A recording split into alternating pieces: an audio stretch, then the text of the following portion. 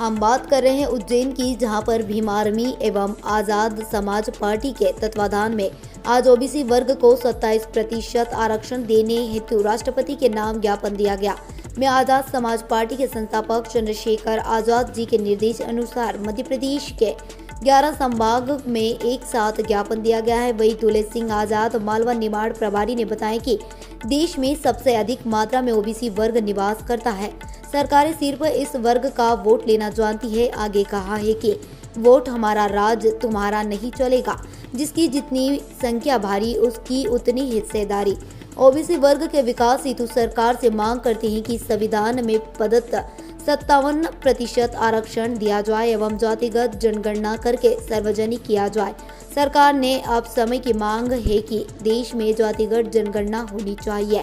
देश एक वर्ग ऐसा भी है जिसका बहुमत बिल्कुल कम है, लेकिन भागीदारी 100% रहती है। देश को लूटकर विदेश भागने वाले एक भी SC ST OBC वर्ग का नहीं है। अगर सरकार इस वर्ग को 27% आरक्षण देता है, सभी क्षेत्र में इस वर्ग की भागीदारी बढ़ेगी और समाज देश आगे बढ़ेगा। आगे कहा है कि सरकार की मंशा ठीक है तो बिना विलंब किए सरकार जातिगत आरक्षण लागू करे एवं 27% आरक्षण दे। एक वर्ग 100% आरक्षण का लाभ ले रहा है, दूसरा वर्ग दर दर की ठोकरें खा रहा है।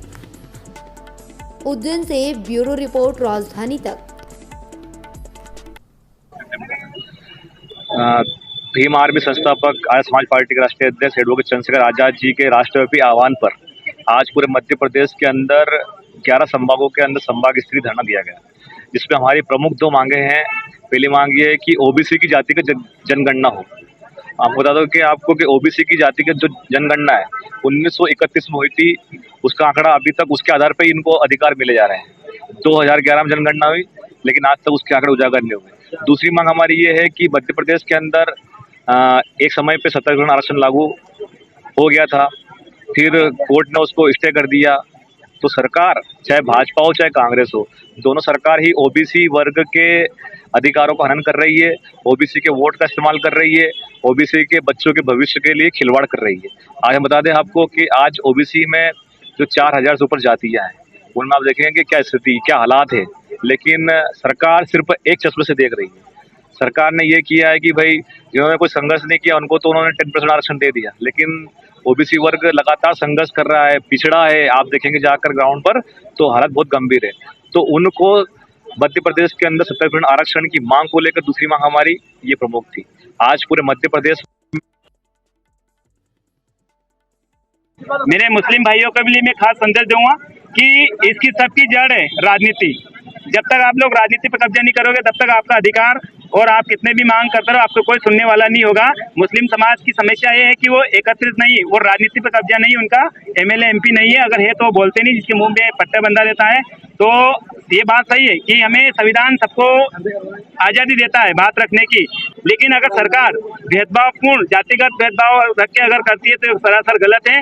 अगर किसी अन्य धर्मों का त्यौहार आता है तो वहाँ पे हमें कोई परमिशन की लेने की जरूरत नहीं पड़ती है। अगर मुस्लिम भाइयों का अगर मोहर्रम जैसा पवित्र मोहर्रम, जिसको ना बोला जाता है पवित्र त्यौहार रहता है, अगर उसके लिए परमिशन लेना पड़े तो मैं मानता हूँ कहीं कहीं संविधान का गलत उपयोग हो रहा है। संविधान जितना हमें दूसरे धर्मों का अधिकार देता है उतना ही आपको देता है, लेकिन आपको रैली निकाल सकते हैं। लेकिन कोविड को ध्यान में रखते हुए ये देश बड़ी गंभीर बीमारी से गुजर रहा है। लेकिन मैं तो आपको फिर कहना चाहूंगा कि इन सभी समस्या एक ही हल है, वो राजनीति का। आपको मुस्लिम भाइयों जल्द से जल्द पढ़ लिख कर आपको राजनीति पर कब्जा करना चाहिए।